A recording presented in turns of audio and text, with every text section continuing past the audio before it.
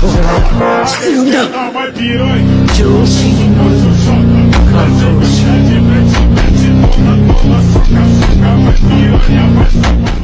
বরুতু টুবলো বটেক্স chapter 1। Time স্কিপের পর বরুতুর গল্পটা যে এত দ্রুত, এতটা ডার্ক, ইন্টেন্স আর হাইপড একটা টার্ন নিবে সেটা মাঙ্গা অফিসিয়ালি রিলিজ হওয়ার আগে কোনো অ্যানিমে ফ্যান কল্পনাই করতে পারেনি। আজ থেকে ঠিক 3 বছর আগের সেই কোনোহা ভিলেজ আর আজকের কোনোহার মধ্যে আকাশ পাতাল তফাৎ। এই দীর্ঘ 3 বছরে পুরো নিনজা ওয়ার্ল্ডের চেনা সমীকরণগুলো একদম বদলে গেছে। আর এই সব কিছুর মূলে রয়েছে এই সেই অদ্ভুত গড লেভেল পাওয়ার, যাকে বলা হয় অমনিপটেন্স। এই পাওয়ারের কারণে পুরো কোনোহা ভিলেজের, এমনকি সারা দুনিয়ার মানুষের মেমোরি আর রিয়েলিটি পুরোপুরি উল্টে গেছে। আজকের দিনে দাঁড়িয়ে গ্রামের প্রতিটি মানুষ, প্রতিটি নিনজা মনে প্রাণে বিশ্বাস করে যে কাওয়াকি হলো 7th হোকাগে নারুতো উজুমাকির আসল ছেলে। আর আমাদের বরুতু, সে নাকি এক চরম বিশ্বাসঘাতক, এক দেশদ্রোহী ট্রেইটর, যে নিজের স্বার্থের জন্য স্বয়ং 7th হোকাগেকে খুন করে গ্রাম ছেড়ে পালিয়ে বেড়াচ্ছে। যে ছেলেটা একদিন গ্রামের হিরো হওয়ার স্বপ্ন দেখতো, আজ সে পুরো দুনিয়ার চোখে মোস্ট ওয়ান্টেড ক্রিমিনাল। 君の中にある赤と青き線それらが結ばれるのは তো 3 বছর পর কোনোহার অবস্থা এখন ঠিক কেমন, আর এই উল্টে যাওয়া দুনিয়ার চ্যাপ্টার 1 এর শুরুতেই কি এমন ঘটলো যা পুরো ফ্যান বেসকে নাড়িয়ে দিয়েছে? চলো একদম ডিটেলসে দেখে নেওয়া যাক চ্যাপ্টার 1 এ ঠিক কি ঘটেছে। তাহলে আর দেরি না করে এখনই ভিডিওতে লাইক করে চ্যানেলটি সাবস্ক্রাইব করে দাও। তো স্বাগত জানাই এনিমে আড্ডার আরো একটি এপিসোডে। চ্যাপ্টারের মেইন গল্পটা শুরুই হয় একটা হাই ভোল্টেজ ড্রামা দিয়ে। স্ক্রিনে আমরা দেখতে পাই সারাদা উচিহাকে, যে চরম ক্ষোভ আর রাগ নিয়ে সরাসরি দাঁড়িয়ে আছে 8th হোকাগে শিকামারু নারার সামনে। নারুতো আর হিনাতা নিখোঁজ হয়ে যাওয়ার পর এই কঠিন পরিস্থিতিতে লিভ ভিলেজের হাল ধরতে শিকামারুই এখন কোনোহা ভিলেজের নতুন হোকাগে হিসেবে দায়িত্বে রয়েছে। সারাদা টেবিল চাপে শিকামারুকে বোঝানোর আপ্রাণ চেষ্টা করে যাচ্ছে যে বরুতু কোনো ক্রিমিনাল না, সে সম্পূর্ণ নির্দোষ। বরুতু 7th হোকাগেকে মারেনি, বরং তাকে বাঁচানোর চেষ্টা করছিল। সে শিকামারুকে বারবার অনুরোধ করে বরুতুর উপর থেকে ওয়ান্টেড ক্রিমিনালের ট্যাগটা সরিয়ে নিতে এবং তার বিরুদ্ধে চলা এই সার্চ মিশন বন্ধ করতে। কিন্তু শিকামারু এখানে একদম কোল্ড আর প্রফেশনাল। সে সারাদাকে সাফ জানিয়ে দেয় যে আবেগের বসে সিদ্ধান্ত নেওয়ার কোনো সুযোগ হোকাগের চেয়ারে বসে নেই, কারণ ওই যে মেমোরি উল্টে গেছে। শিকামারু সহ গ্রামের বাকি সব নিনজাদের মাথায় এখন একটাই সত্য গেঁথে আছে, আর তা হলো বরুতু তাদের প্রিয় লিডার নারুতোর হত্যাকারী, এক বিপজ্জনক ভিলেন। তাই তাকে কোনোহা ভিলেজের আইন অনুযায়ী শাস্তি পেতেই হবে। পুরো ভিলেজে এমন মাত্র সারাদার সুমিরেই এমন দুজন যাদের উপর এইদার অমনিপটেন্সের পাওয়ার কোনো কাজ করেনি, যার কারণে সারাদা খুব ভালো করেই জানে আসল সত্যটা কি, কিন্তু কেউ তার কথা বিশ্বাস করছে না। এক বুক একাকিত্ব আর কষ্ট নিয়েও সারাদা কিন্তু দমে যায়নি। গত 3 বছর ধরে সে একাই পুরো সিস্টেমের বিরুদ্ধে গিয়ে নিজের ক্যারিয়ার বাজি রেখে বরুতুর নির্দোষিতা প্রমাণ করার জন্য লড়ে যাচ্ছে। সারাদা আর হোকাগের এই উত্তপ্ত বাক্যযুদ্ধের পর কাহিনীর ফোকাস শিফট হয় কাওয়াকির উপর। 3 বছর পর কাওয়াকিকে এখন আর সেই আগের মতো ছন্নছাড়া দেখায় না। সে এখন কোনোহা ভিলেজের অফিসিয়াল সিকিউরিটির অন্যতম প্রধান স্তম্ভ।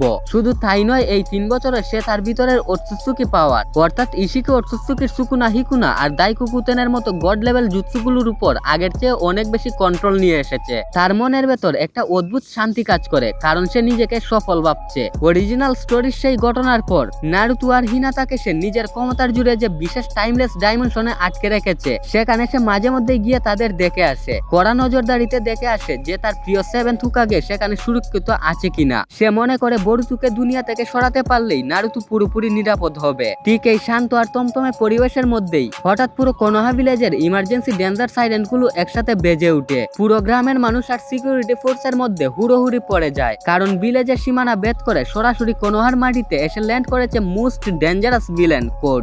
গত 3 বছর ধরে কোড পাগলের মতো বরুতুকে খুঁজে বের করার চেষ্টা করেছে, কিন্তু বরুতু আর সাসকে এমন ভাবে লুকিয়েছিল যে কোড তাদের কোনো পাত্তাই পায়নি। 3 বছরের সেই জমানো কুব আর ব্যর্থতার প্রতিশোধ নিতে কোড এবার সরাসরি কোনোহা ভিলেজ ধ্বংস করার প্ল্যান করে। সে একা আসেনি, তার সাথে নিয়ে এসেছে টেন্টাস চাকরা থেকে তৈরি করা তার নিজস্ব এক দানব বাহিনী, যাদের বলা হয় ক্লো গ্রাইমস। এই মিনি জুবি আর্মি নিয়ে কোড পুরো গ্রামের ভেতর এক নারকীয় তাণ্ডব শুরু করে দেয়, যা কোনোহাকে আবার এক ধ্বংসযজ্ঞের মুখোমুখি দাঁড় করিয়ে দেয়। কোডের পা ফেলার সাথে সাথেই পুরো কোনোহা ভিলেজ যেন এক জীবন্ত নরকে পরিণত হয়। তার নিয়ে আসা ওই অদ্ভুত আর বিকৃত চেহারার ক্লো গ্রাইমস দানবগুলো পঙ্গপালের মতো ছড়িয়ে পড়ে গ্রামের সাধারণ মানুষের উপর ঝাঁপিয়ে পড়তে শুরু করে। পরিস্থিতি হাতের বাইরে চলে যেতে দেখে কোনোহার সিকিউরিটি চিফ কোনোহামারু তার পুরো পুরো টিম নিয়ে ফ্রন্ট লাইনে চলে আসে এবং সাধারণ মানুষদের বাঁচাতে জান প্রাণ দিয়ে ডিফেন্স করা শুরু করে। কিন্তু কোডের আসল টার্গেট তো সাধারণ মানুষ ছিল না, তার লক্ষ্য ছিল বরুতু।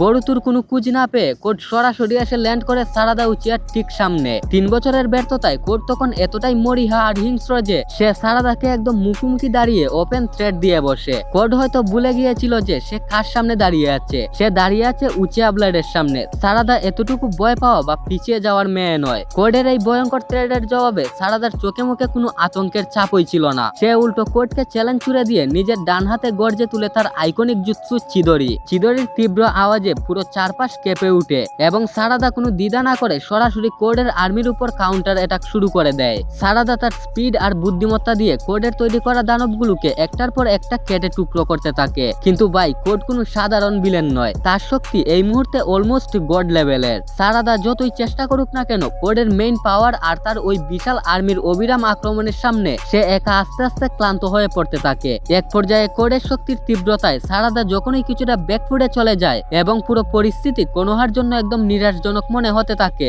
ঠিক তখনই ঘটে পুরো চ্যাপ্টারের সেই মেইন টুইস্ট, যা দেখার জন্য ফ্যানরা বছরের পর বছর ধরে অপেক্ষা করছিল। ঠিক যে মুহূর্তে কোডের শক্তির সামনে সারাদা কিছুটা অসহায় হয়ে পড়েছিল, ঠিক তখনই পুরো যুদ্ধক্ষেত্রের বাতাস যেন 1 সেকেন্ডের জন্য থমকে যায়। কোড যখন সারাদাকে একদম শেষ আঘাতটা করতে যাবে, ঠিক সেই মুহূর্তেই আকাশ থেকে এক তীব্র গতিতে নেমে আসে এক রহস্যময় ছায়া। কোনো রকম ওয়ার্নিং ছাড়া সরাসরি কোডের মুখের উপর নিজের জুতো দিয়ে প্রচন্ড এক লাথি মেরে মাটিতে ল্যান্ড করে সেই নিনজা। পরনে একটা আলগা কালো চাদর বা ক্যাপ, চোখে সেই চেনা গভীর কাটা দাগ, আর ডান হাতে শক্ত করে ধরা। ভাই ভালো করে লক্ষ্য করো, ওটা কিন্তু আর কারো নয়, স্বয়ং উচিয়া সাসকে সেই আইকনিক সোর্ড।